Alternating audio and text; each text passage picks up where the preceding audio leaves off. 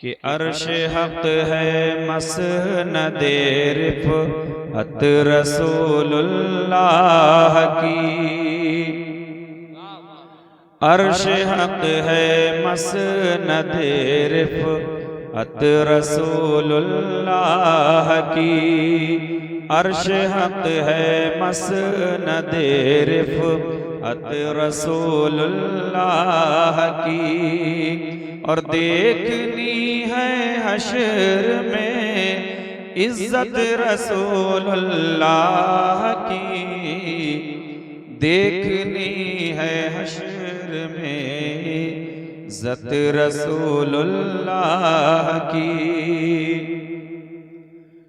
और वो जहन्नम में गया जो उनसे मुस्तगनी हुआ। हुजूर पाक अलैहिस्सलाम से जो मुंह फेर लेगा, जो पीठ फेर लेगा, जो हुजूर के रास्ते से हट जाएगा, तो उसको जन्नत में नहीं बल्कि जहन्नम में ठिकाना मिलेगा। आला हजरत ने जो शायरी की, तो वो शायरी के जौहर नहीं दिखाए बल्कि अपना इश्क पिरोया है उसमें। और आला हजरत की शायरी इश्क भी है, और सही माना में ये कि आला हजरत के वो फतवे भी हैं। वो जहन्नम में गया जो उनसे मुस्तगनी हुआ। और है खलीलुल्लाह को हाजत रसूलुल्लाह की। है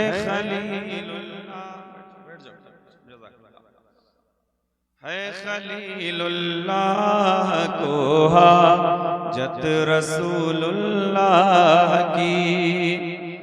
सूरज उल्टे पांव पलटे, चांद इशारे से हो चाक।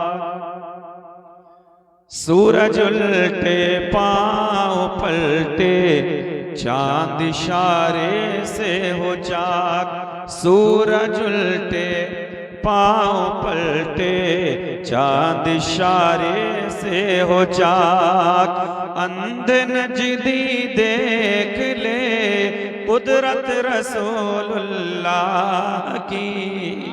अंधे नजदी देख ले कुदरत रसूलुल्लाह की। और ये सब अकीदे के शेर हैं। अहले सुन्नत व जमाअत का अकीदा क्या? दो मिसरे और एक शेर और सुने। तुझसे और जन्नत से क्या मतलब, वहां भी दूर हो। तुझसे और जन्नत से क्या मतलब, वहां भी दूर हो। तुझसे और जन्नत से क्या मतलब, वहां भी दूर हो। और हम रसूलुल्लाह के जन्नत रसूलुल्लाह की। हम रसूलुल्लाह के जन्नत रसूलुल्लाह की। मक्ता सुन लें और उसके बाद तकरीर शुरू करता हूं। ऐ रज़ा खुद साहिबे कुरआन है, मद्दाहे हुजूर। साहिबे कुरान यानी अल्लाह ताला की जात। पूरा कुरान खोल कर देखें तो आप अपने नबी सल्लल्लाहु अलैहि वसल्लम की तारीफ पाएंगे। हुजूर की तारीफ आपको हर जगह मिलेगी। आला हजरत ने क्या लिखा वो सुने। आला हजरत कहते हैं, ऐ रज़ा खुद साहिबे कुरआन है, मद्दाहे हुजूर। ऐ रज़ा खुद साहिबे कुरआन है, मद्दाहे हुजूर। तुझसे कब मुमकिन है फिर मिदहत रसूलुल्लाह की। तुझसे कब मुमकिन है फिर मिदहत रसूलुल्लाह की। दुरूद पाक सल्लल्लाहु ताला अलैहि वसल्लम। जैसा कि मैंने कहा था ना, मैं 2-3 शेर पढ़ूंगा, बात मुकम्मल हो जाएगा। मुझे ऐसा लगता हो गया, हुआ कुछ बाकी है। अब तकरीर सुनोगे, जरा पीछे वाले कहो सुभान अल्लाह। दुरूद शरीफ पढ़ा, सुनिए। हुजूर के एक चचा का नाम है हजरत अब्बास। क्या नाम है? बुजुर्गों के नाम लिया करें, इसलिए कि उनके नाम लेने से जबान भी पाक होती है, रूह भी ताजा हो जाता है। हुजूर के चचा का नाम अब्बास। बहुत आसान बातें और बहुत आसान अंदाज में वो बातें जो मैं इससे पहले मस्जिद में सुना चुका हूँ। वो दूसरी बात है, आप लोग भूल गए होंगे, बहुत से लोग जो हमारे मुक्तदी हैं। हुजूर के चचा अब्बास, हुजूर की जवानी का वक्त, हजरत अब्बास आए ना तो कहते हैं या रसूल अल्लाह। क्या कहते हैं? कहना चाहिए था भतीजे, हुजूर भतीजे ही तो है ना, लेकिन हजरत अब्बास कहते हैं या रसूल अल्लाह, इसलिए कि उनको भी मालूम है जैसे सबको बुलाया जाता वैसे नबी को नहीं बुलाया जाता। कहते हैं या रसूल अल्लाह, अभी तो आपकी जवानी का वक्त है, लेकिन आका मैंने आपको देखा, मैं जवान था, आपके बचपने का आलम था। हुजूर मैंने देखा आप झूले में होते थे, पालने में होते थे, तो मैं देखता था हुजूर आपकी उंगली का इशारा जिधर जाता था आसमान का चांद भी उधर जाता था। आला हजरत कहते हैं जिस तरफ उठ गई दम में दम आ गया, उस निगाहे इनायत पे लाखों सलाम। और आला हजरत कहते हैं सूरज उल्टे पांव पलटे, चांद इशारे से हो चाक। सुने, कहते हैं या रसूल अल्लाह, वो आपके बचपने का आलम, आपकी उंगली के इशारे पर आसमान का चांद जिधर उंगली जाती उधर आसमान का चांद जाता था। हुजूर बताइए ना, क्या वो बचपन का जमाना आपको याद है? क्या वो बचपन का वाकया याद है? थोड़ा सा ईको कम करें। या रसूल अल्लाह याद है क्या? तो हुजूर मुस्कुराए। कहिए जरा सुभान अल्लाह। हुजूर मुस्कुराते हैं और मुस्कुराकर फरमाते हैं चचा आप तो मुझसे तब की बात पूछ रहे हैं जब मैं दुनिया में आ गया था। क्या मैं इससे बड़ी बात ना बता दूं? क्या मैं इससे ताज्जुब की बात ना बता दूं? तो अर्ज करते हैं या रसूल अल्लाह, हाँ बतला दीजिए। अल्लाह के रसूल फरमाते हैं चचा सुनिए, जब मैं अपनी माँ के शिकम में था, मैं अपनी माँ के पेट में था, तो वो लौहे महफूज पर अल्लाह का कलम जिसकी तकदीर लिखता था, जब वो कलम चलता था मैं अपनी माँ के पेट से उस कलम के चलने की आवाज को सुन लेता था, और मेरे जिस उम्मती की तकदीर को वो कलम लिखता था, मैं अपनी माँ के पेट से उस उम्मती को पहचान लिया करता था। अब मुझे जरा नतीजा निकाल कर बताएं, फैसला करके बताएं, मेरा और आपका वो नबी जो अपनी माँ के पेट से अपने उम्मतियों के लिए लिखने वाले कलम की आवाज को सुन लेता हो, अपने उम्मतियों को अपनी माँ के पेट से पहचान लेता हो, क्या वो नबी आज हम अपने हबीब को पुकारें, अपने नबी को पुकारें, अपने आका को पुकारें, क्या वो नबी आज नहीं सुनेंगे? हमारा तो ईमान कहता है, हमारा तो अकीदा कहता है कि जिस तरीके से पैगंबर आजम अपनी माँ के पेट से लौहे महफूज पर चलने वाले कलम की आवाज को सुन रहे हैं, उसी तरीके से आज हमारी पुकार को भी सुन रहे हैं। और हमारा तो अकीदा ये है, जब तक जमीन के ऊपर हम चलते हैं तब भी हुजूर को पुकारते हैं, जब तक हमारे जिस्म में हमारी जान बाकी है तब भी हुजूर को पुकार रहे हैं, और जब मर जाएंगे, मरने के बाद कब्र में जाएंगे, तब भी जमीले कादरी की जबान में यही कहते जाएंगे, मैं वो सुन्नी हूँ जमीले कादरी, मरने के बाद मेरा लाशा भी पड़ेगा सलात। बाबा नारे तकबीर, नारे रिसालत, मसलके आला हजरत, उलमाए अहले सुन्नत, ख्वाजा का हिंदुस्तान। बाबा इसी पे बैठ जाइए, इस पे बैठिए, आप उस पे बैठ जाइए, करीब हो जाए। बहुत लंबी चौड़ी तकरीर नहीं करूंगा मैं, है नहीं, क्योंकि शादी का घर है, मुझे पता है आपको कल उठना है, उसमें शरीक होना है कि नहीं? तो मैं बहुत जल्दी जल्दी बात मुकम्मल करता हूं। अब सुने, हुजूर के सहाबा बैठे हैं, मेरे आका ने पूछ लिया सहाबा से, मेरे सहाबा बताओ कंजूस कौन है? क्या पूछा? बखील कौन, कंजूस कौन? तो सहाबा को जो मालूम होता था ना वो बतला देते थे, जो नहीं मालूम तो कहा या रसूलल्लाह हम नहीं जानते, आप बतला दीजिए। अब सुनिए हुजूर क्या फरमाते हैं, कंजूस कौन है, बखील कौन है? हुजूर फरमाते हैं अल बखीलुल लज़ी मन ज़ुकिरतु इंदहु फलम युसल्ली अलैया। हुजूर फरमाते हैं कंजूस वो है कि जिसके सामने मेरा नाम लिया जाए वो खामोश बैठा रहे, जिसके सामने मेरा जिक्र आए और मुझ पर दुरूद भी ना पढ़ सके, सबसे बड़ा कंजूस वो है। मैं तो कहता हूं महफिल मिलाद मुस्तफा में आए हो और मैं मुबारकबाद दूंगा हाफिज शफीक रजा और इनके भाइयों को कि इन्होंने शादी के मौके पर मिलाद मुस्तफा सजाकर उन जालिम लोगों को ये मैसेज दिया, उन फसाद करने वाले लोगों को ये पैगाम दिया।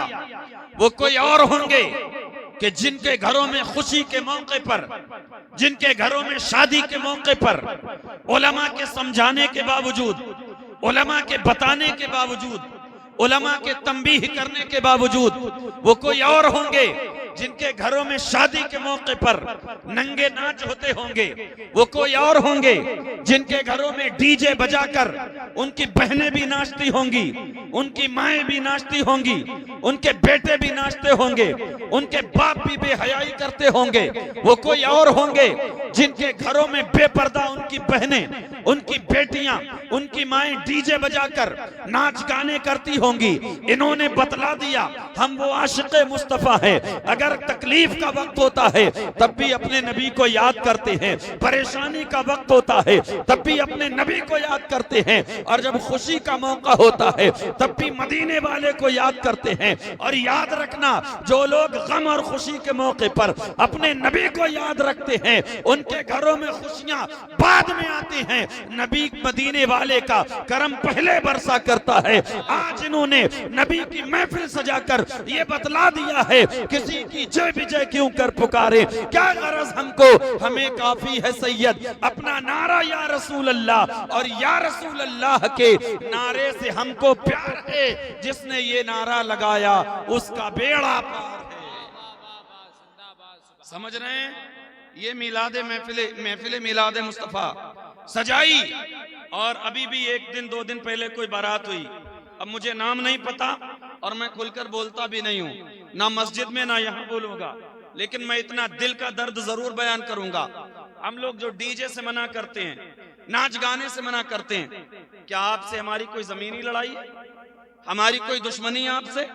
हमारा सिर्फ काम है कुरान और हदीस का मतलब आप तक पहुंचा देना, हुजूर और उलमा की बातें बतला देना। आपको पता है ये डीजे पर नाचने वाले नौजवान, ये बच्चे, ये औरतें, मामलात क्या होते हैं? कई मर्तबा गाने बजते हैं, हराम होना अपनी जगह, बंदा कुफ्र की दहलीज तक दाखिल हो जाता है, उसे पता ही नहीं चलता कि मेरा ईमान मुझसे कब जुदा हो गया, और वो नाच रहा है, वो गा रहा है।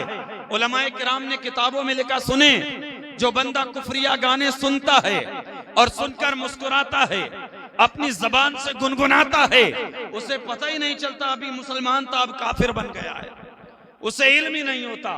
इसलिए याद रखना, अपने घरों में महफिल मिलाद मुस्तफा सजाओ, हुजूर का जिक्र करो, इन गुनाह के कामों को छोड़ दो। अभी हमारे मोहल्ले में समझाने के बावजूद लोग गानों की महफिलें बहुत से लोग सजा लेते हैं, डीजे की महफिलें सजा लेते हैं। याद रखना ऐ लोगो, आप अपने घरों में गाने बजाते हो, खुद भी गुनहगार होते हो, अपने पड़ोसियों को भी गुनाह में डालते हो, अपने रिश्तेदारों को भी गुनाह में डालते हो, और उन गानों पर मुस्कुराते हो, उन पर नाचते हो, उन पर हंसते हो। याद रखना, ये चंद देर के गाने आपके दिल को खुश कर सकते हैं, लेकिन मदीने वाले मुस्तफा को कितनी तकलीफ होती होगी जब तुम हुजूर की सुन्नत को भुलाकर और गाने सुनते हो, मक्कारियां करते हो। इसलिए याद रखना, ये गाने ना दुनिया में काम आएंगे, ना कब्र में काम आएंगे, ना मैदान महशर में काम आएंगे, लेकिन रसूलुल्लाह की नातें, मेरे आका की हदीसें, ये दुनिया में भी काम आएंगी, कब्र में भी काम आएंगी, और मैदान महशर में भी हुजूर की नातें काम आने वाली हैं। समझ में आई बात? अब जो जिस महफिल जिस हवाले से सजाई गई उसके बारे में थोड़ी देर बात कर लूं। मेरे आका करीम अलैहिस्सलाम ने फरमाया, अर्बउम मिन सुननिल अंबिया, 4 चीजें नबियों की सुन्नत से हैं। क्या चीजें? अल हया, हया करना नबी की सुन्नत से है। हया ये ईमान का हिस्सा है। अल हया कुल्लुहु खैर, हया पूरी की पूरी भलाई है। और हया है क्या? हया ये है कि जिस रास्ते से औरतें गुजर रही, आप उस रास्ते से हट जाएं, उस रास्ते से आप हट जाएं। हया ये है औरतों के लिए वो पर्दे में रहें, और मर्दों के लिए हया ये है कुल लिल मुमिनीना यगुद्दू मिन अबसारिहिम, महबूब फरमा दो ईमान वालों से कि अपनी नजरों को झुका लें। ये हया है। तो 4 चीजें अंबिया की सुन्नत से हैं। कितनी चीजें? 4 चीजें। एक साहब कोई और इनके साथ में लग जाओ, 2 लोग जल्दी जल्दी चाय पिला दो, क्योंकि फिर तकरीर जाय हो जाएगी। 2 लोग लग जाओ, बहुत जल्दी जल्दी पिलाओ। जरा कहिए सुभान अल्लाह। चाय भी पीते रहे, मेरी तरफ ज़हन रहना चाहिए। 4 चीजें अंबिया की सुन्नत से हैं। अल हया, एक हया। दूसरी चीज व तात्तुर, खुशबू लगाना, अंबिया की सुन्नत से है। और तीसरी चीज व सिवाक, मिसवाक करना। हम लोग सुबह के वक्त में ब्रश करते हैं ना, वो अलग चीज है, लेकिन उससे बेहतर चीज लकड़ी होना चाहिए, उससे मिसवाक कीजिए। हुजूर फरमाते हैं अगर मुझे अपनी उम्मत पर इशाक ना गुजरता तो मैं अपनी उम्मत पर मिसवाक करना वाजिब करार देता। मिसवाक किया करें वुजू से पहले। और चौथी चीज वन निकाह, निकाह करना नबियों की सुन्नत है।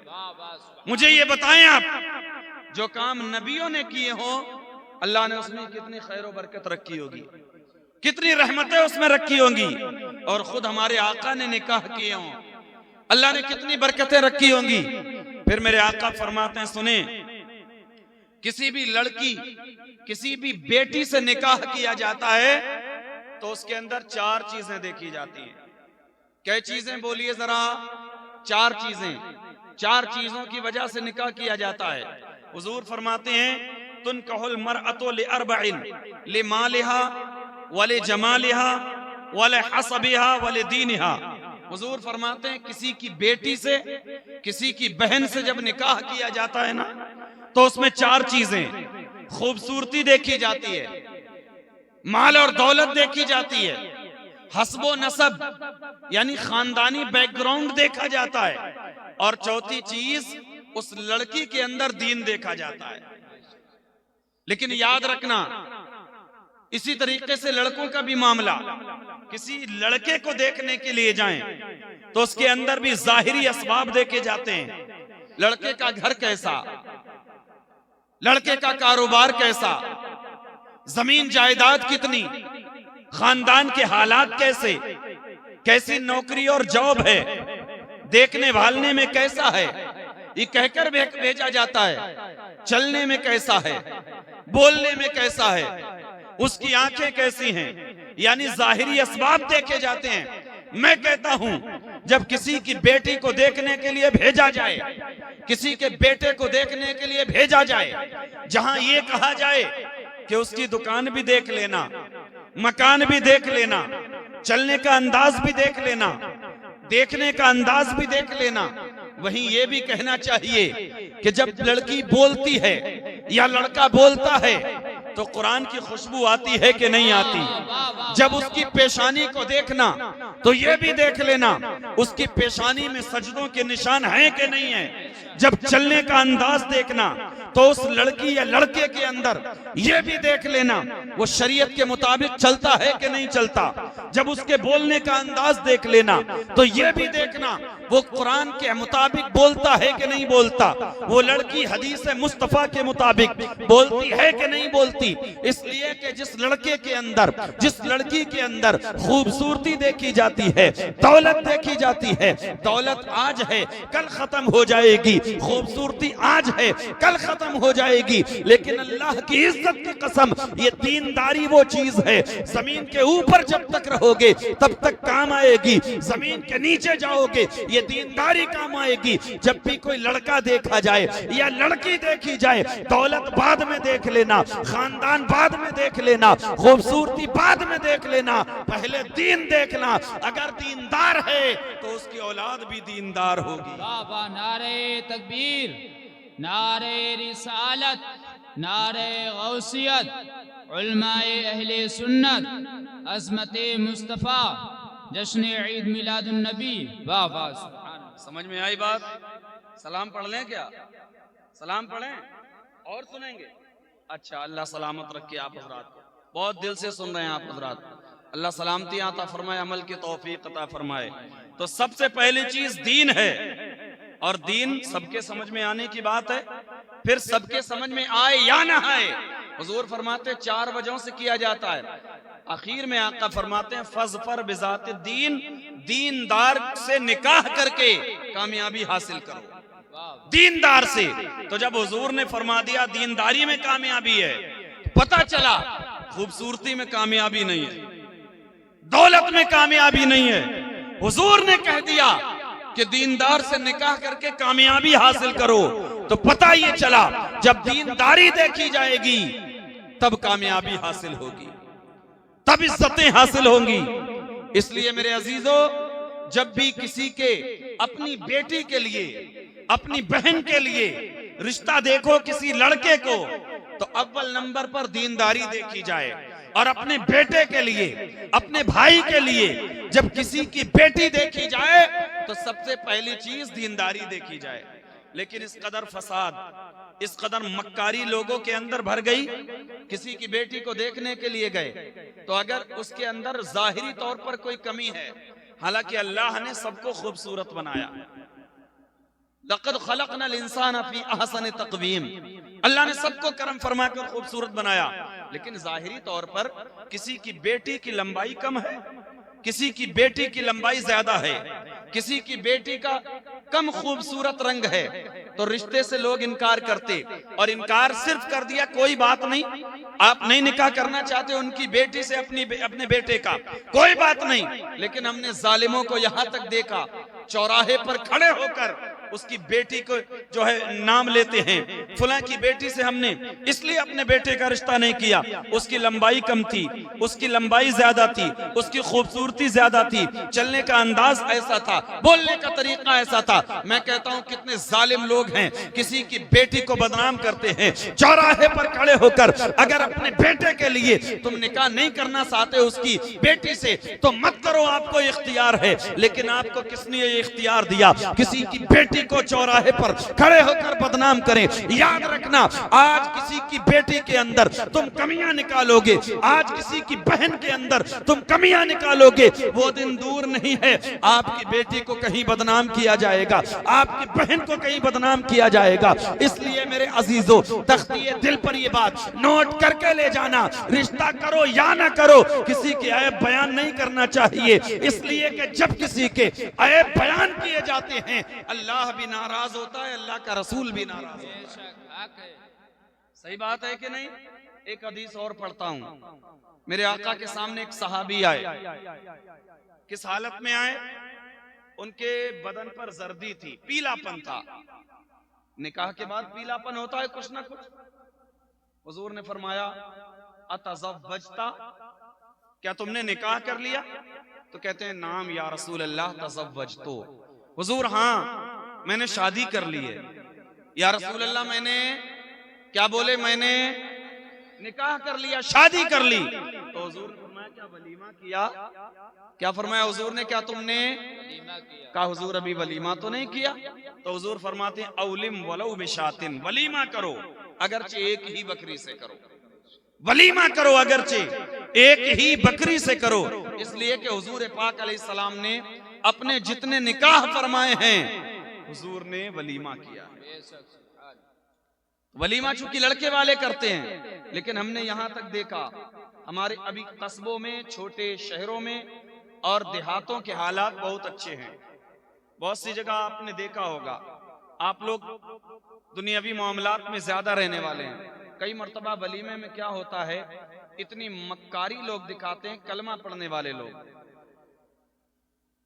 वलीमे वाले दिन 2 ऊंची कुर्सी लगा दी गई, एक पर लड़के को बिठाया निकाह के अगले दिन होता है ना वलीमा, लड़के को बैठाया गया, लड़की को बैठाया गया।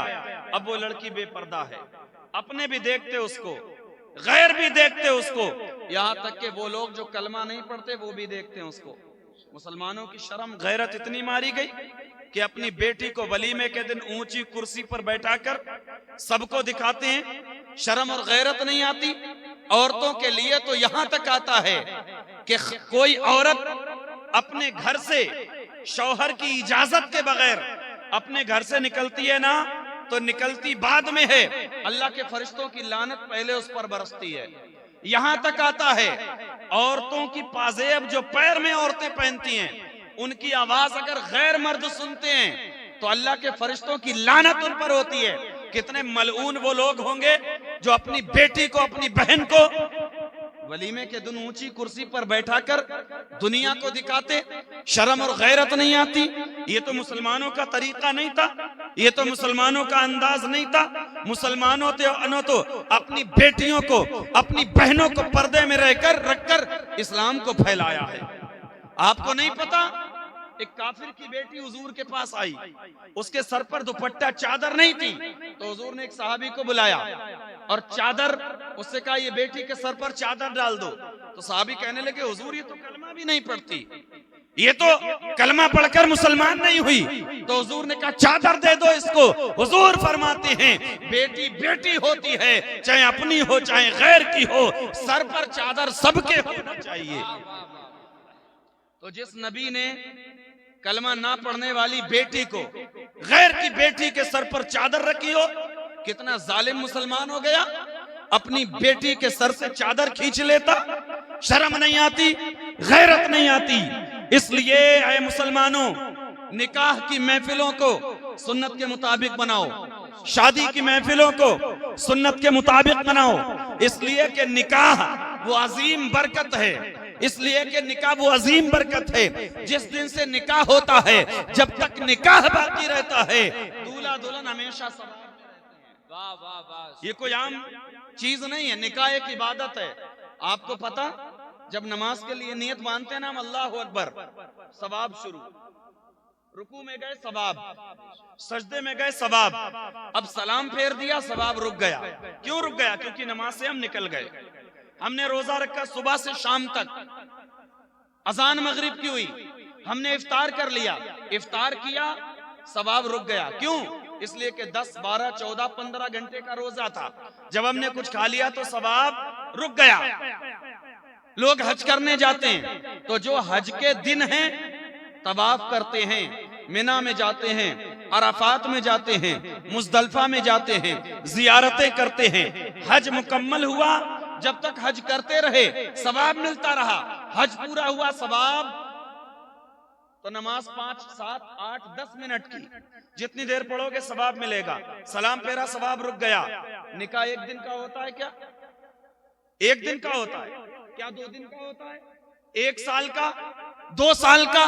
तो नमाज अपनी जगह इबादत, जब तक पढ़ते रहोगे सवाब। सलाम फेरा सवाब रुक गया। हज अपनी जगह सवाब, जब तक करते रहोगे सवाब। हज के दिन खत्म, सवाब रुक गया। लेकिन याद रखना, निकाह की कोई मुद्दत नहीं होती। निकाह 1 दिन का नहीं, 1 साल का नहीं, 2 साल का नहीं, निकाह पूरी जिंदगी का होता है। आज 2024 में निकाह हुआ और कहीं जाकर 2060 में, 2070, 2080 तक निकाह चला। जब से निकाह किया, जब तक निकाह बाकी रहेगा सवाब मिलता रहेगा। तो निकाह सवाब है, बरकतें बरकतें हैं। और इस बरकत वाले काम में हम हराम काम घुसा दें तो अल्लाह राजी होगा कि नाराज होगा? अल्लाह नाराज होगा। इतना अजीम खैरो बरकत वाला काम करें और उसी में अपने रब को नाराज करें, ये अक्लमंदी है कि बेवकूफी? ये इंसान की बेवकूफी है। इसलिए मेरे अजीजों, निकाह की महफिल हो, शादी की महफिल हो, उसको सुन्नते मुस्तफा के मुताबिक बनाओ। और जब तुम सुन्नते मुस्तफा के मुताबिक अपने निकाह को बनाओगे, इधर निकाह सुन्नत के मुताबिक होंगे, उधर करम मदीने वाले का बरसने लगेगा। और एक हदीस शरीफ और सुनाऊं? इजाजत है या थक गए हो? या नातों में मजा आ रहा? ना सुनवाएं और जरा कहिए सुभान अल्लाह। सुने हुजूर क्या फरमाते हैं, मेरे आका क्या फरमाते हैं। हुजूर ने फरमाया 4 चीजें जिसे मिल गई उसे दुनिया और आखिरत की भलाई मिल गई। 4 चीजें, वो कौन सी 4? कल्बुन शाकिरुन, शुक्र करने वाला दिल। कौन सा दिल? ये हमारे 60, 70, 80 साल के लोग बैठे हैं, इन्हें पता है और हमने भी बचपन में देखा। हमारे देहातों में मकान होते थे, बरसात के दिनों में चूने लगते थे, कच्चे मकान, लेकिन लोग सब्र करते थे, अल्लाह का शुक्र अदा करते थे। आज तो कोई मोहल्ले में होगा कच्चा मकान, वरना 100 के 100% पक्के मकान है, मगर सब्र और शुक्र से दूर हो गए। सब्र और शुक्र से हम दूर हो गए। पहले तकलीफ लोग उठाते थे लेकिन सब्र करने वाले थे। वो एक बुजुर्ग थे, आपने सुना होगा, मैंने पहले ही शुरू तकरीर में कहा वो बातें सुनाऊंगा जो इससे पहले आप सुन चुके हैं।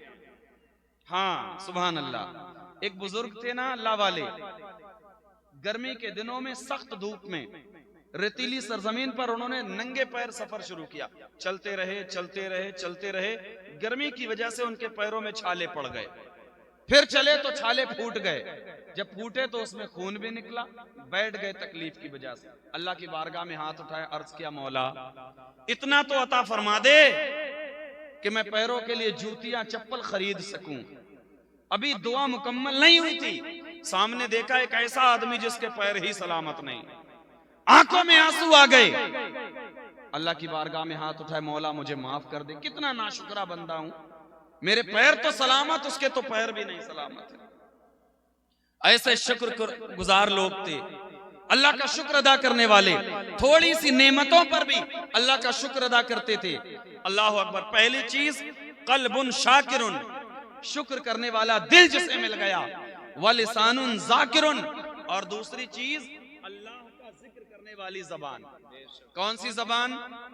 गाने गाने वाली नहीं, गाली देने वाली नहीं, हसद करने वाली नहीं, चुगली करने वाली जबान नहीं, बल्कि अल्लाह का जिक्र करने वाली जबान। शुक्र करने वाला दिल, अल्लाह का जिक्र करने वाली जबान। व बदनुन अलल बलाए साबिरुन, और ऐसा जिस्म मिल गया जो तकलीफ पर सब्र करता है। आज हमें थोड़ा सा बुखार आता है ना, तो हम लोग शिकवे शिकायत करते हैं। बहुत से लोग तो ऐसे जुमले बोल जाते हैं, अल्लाह की बारगाह में हजरत कुफ्र तक हो जाता है। माज़अल्लाह, नकले कुफ्र, कुफ्र नाबाशद मैं कह देता हूँ। अल्लाह ताला ने सारी बीमारियां हमारे ही घर में उतार दी, कहिए माज़अल्लाह। ऐसे जुमले नहीं बोलना चाहिए। अल्लाह ताला जो भी उतारता है आजमाइश, उसमें भी बंदे का फायदा होता है। हुजूर फरमाते हैं बुखार से डरते हो, ये बुखार गुनाहों को ऐसे खत्म कर देता है जैसे पतझड़ के जमाने में दरख्त से पत्ते गिरा करते हैं। बुखार की हालत में गुनाह जड़ते हैं, लेकिन हम तड़प जाते हैं, सारी बीमारियां हमारे घर में, सारी परेशानियां हमारे घर में। नहीं, अगर कोई तकलीफ आ जाए तो सब्र करना चाहिए, इसलिए कि थोड़ी देर की तकलीफ में बंदा अगर सब्र कर लेता है, उसी सब्र की बुनियाद पर अल्लाह उससे राजी। कई चीजें, 4 चीजें जिसे मिली, उसे दुनिया की और आखिरत की भलाई मिली। शुक्र करने वाला दिल, अल्लाह का जिक्र करने वाली जबान, और मुसीबत तकलीफ बर्दाश्त करने वाला बदन।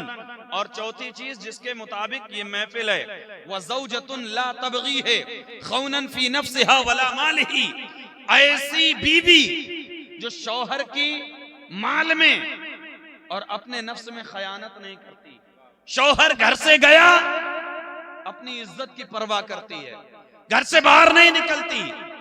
शौहर घर से गया, अब अपने घर में महफूज कर लिया और ये सोच लिया दिल में, जब तक मेरा शौहर वापस नहीं आता, मुझे घर से निकलने की इजाजत नहीं देता, तब तक मैं एक भी कदम अपने घर से बाहर नहीं निकालूंगी। और शौहर की दौलत, शौहर के माल और उसके बच्चों की हिफाजत करती है। जिसको ऐसी बीवी मिली, जिसको ये 4 चीजें मिल गई, उसको दुनिया और आखिरत सब कुछ तो बतलाया गया अहादीस में। फिर भी अमल से हम बहुत दूर हैं, अमल की दुनिया से बड़े दूर हैं, इसलिए अमल करना चाहिए, अमल करना चाहिए। अल्लाह अकबर कबीरा। मेरे आका करीम अलैहिस्सलाम हैं, सहाबाए किराम की जमात मौजूद है। हुजूर के सामने एक ऊंट आया और आकर ऊंट ने हुजूर को सजदा कर लिया। ऊंट ने हुजूर को सजदा किया तो सहाबाए किराम कहने लगे, हुजूर ये तो जानवर है, आपको सजदा कर रहा है, हम तो इंसान अशरफुल मखलूकात हैं, हमारा ज्यादा हक है हुजूर हम आपको सजदा करें। अल्लाह के हबीब ने फरमाया, अल्लाह उअबुदू रब्बकुम वखरिमू अखाकुम, नहीं, गैरुल्लाह को सजदे की इजाजत नहीं है, अल्लाह के सिवा किसी को सजदे की इजाजत नहीं है। हुजूर फरमाते हैं, अगर मैं किसी को सजदे का हुक्म देता तो मैं औरतों को हुक्म देता अपने शौहर को सजदा किया करें, लेकिन सजदे की गैरुल्लाह को इजाजत नहीं है। अगर इजाजत होती तो मैं बीवियों को हुक्म देता अपने शौहर को सजदा किया करें। इतने हुकूक हैं, लेकिन याद रखना हुकूक एक तरफ से नहीं होते हैं। बीवी आपके लिए पूरी खिदमत करे और आप मक्कारी करते जाएं, नहीं, दोनों तरफ से जब मामलात बेहतर होते हैं तब घर खुशगवार बनता है। जब शौहर बीवी की इज्जत करने वाला हो, जब बीवी शौहर का एहतराम करने वाली हो, तब घरों में खुशियां आती हैं। वरना एक तरफ से इज्जत ही इज्जत दी जाए और दूसरी तरफ से जिल्लत ही जिल्लत हो तो घरों में खुशियां नहीं आती, घर टूट जाया करते हैं। इसलिए जब किसी की बीवी उसकी इज्जत करे, उसका एहतराम करे, अल्लाह अकबर, शौहर को भी चाहिए उसकी ख्वाहिशात का एहतराम करे।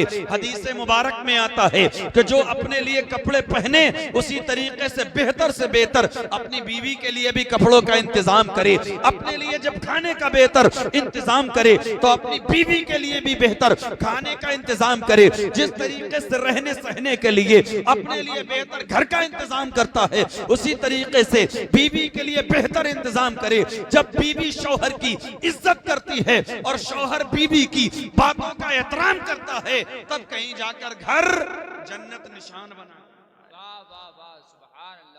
समझ रहे हैं बात को?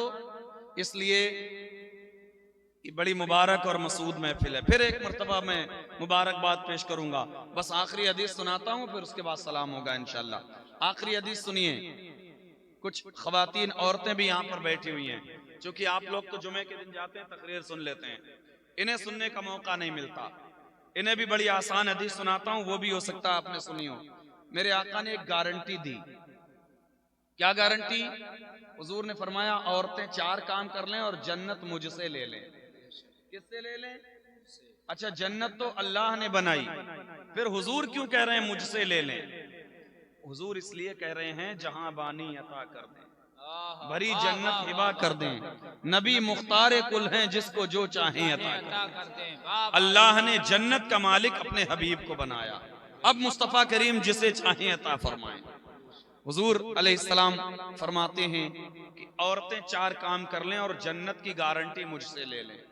वो 4 काम सुनेंगे। इज़ा सल्लतिल मरअतु खम्सहा, हुजूर फरमाते हैं एक औरत 4 काम कर ले, उसमें से पहला काम ये कि औरत 5 वक्त की नमाज पढ़ ले। क्या कर ले?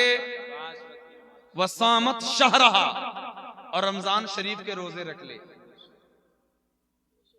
अच्छा, शुरू में आवाज आई पीछे से और बीच में रुक गई आवाज, अब फिर शुरू हो गई आवाज। लग रहा बीच में चार्ज हुए थे लोग, चार्जिंग ली थी। कोई बात नहीं, बोलने दो, अब हमने तकरीर मुकम्मल कर ली। एक औरत 4 काम कर ले और वो जन्नत में चली जाए। पहला काम नमाजों की पाबंदी, दूसरी रमजान शरीफ के, और तीसरी चीज वआदत ज़कातहा, और ज़कात की अदायगी। बहुत से लोगों को ये उलझन रहती है कि ज़कात तो मर्दों पे वाजिब है। नहीं, अगर औरतें अपने माल और दौलत की मालिक खुद हैं तो वो खुद ज़कात निकालेंगी, वो खुद मालिक हैं। और अगर किसी घर में वो मर्द मालिक है तो औरतों पर ज़कात नहीं, लेकिन औरतों के पास जो माल होता है या कुछ रुपए पैसे हैं और उसकी मालिक हैं और वो निसाब को पहुंच रहा है, तो औरतों पर भी ज़कात वाजिब होती है। तो औरतें 4 काम कर लें, 5 वक्त की नमाजों की पाबंदी, रमजान शरीफ के रोजे, ज़कात व अताअत बालहा, और अपने शौहर की खिदमत कर ले। क्या कर लें अपने शौहर की? ये तो शादीशुदा के लिए, और जो गैर शादीशुदा हैं उनके लिए है अपने पर्दे की हिफाजत कर लें, नमाजें पढ़ लें, रोजे रख लें, ज़कात निकाल लें, अपने शौहर की खिदमत कर लें। अब सुने इनाम क्या मिलेगा, दखलतिल जन्नता बिला हिसाबी वला किताब। ऐसी औरत बगैर हिसाब किताब जन्नत में चली जाए। वाह वाह सुभान अल्लाह जिंदाबाद।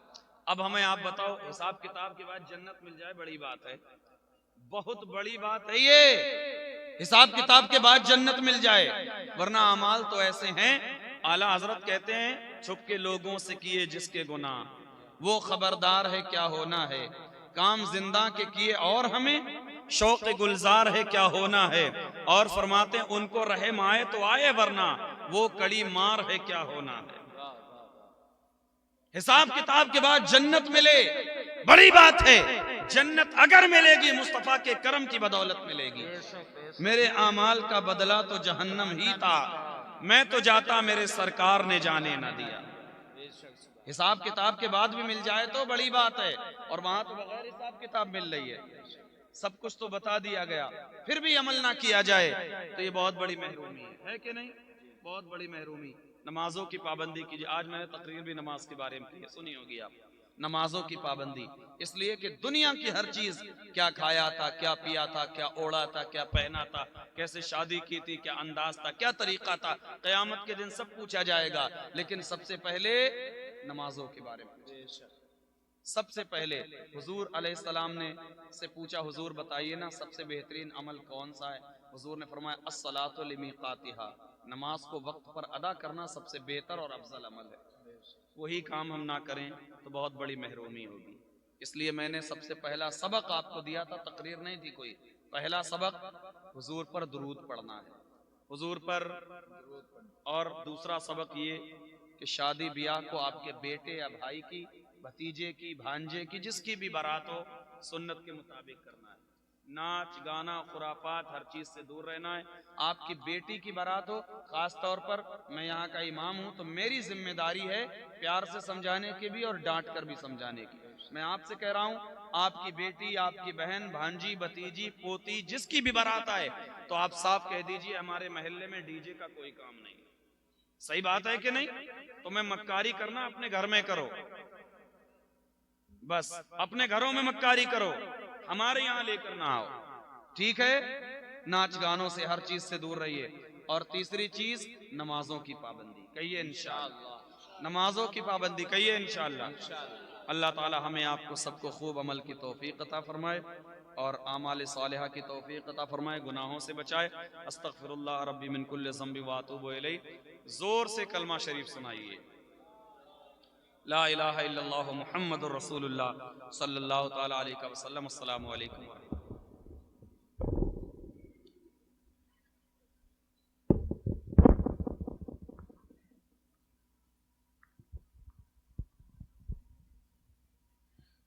या नबी सलाम अलैका, या रसूल सलाम अलैका, या हबीब सलाम अलैका, सलवातुल्लाह अलैका। रहमतों की ताज वाले, दो जहां की राज वाले, अर्श की मेराज वाले, आसियों की लाज वाले। या नबी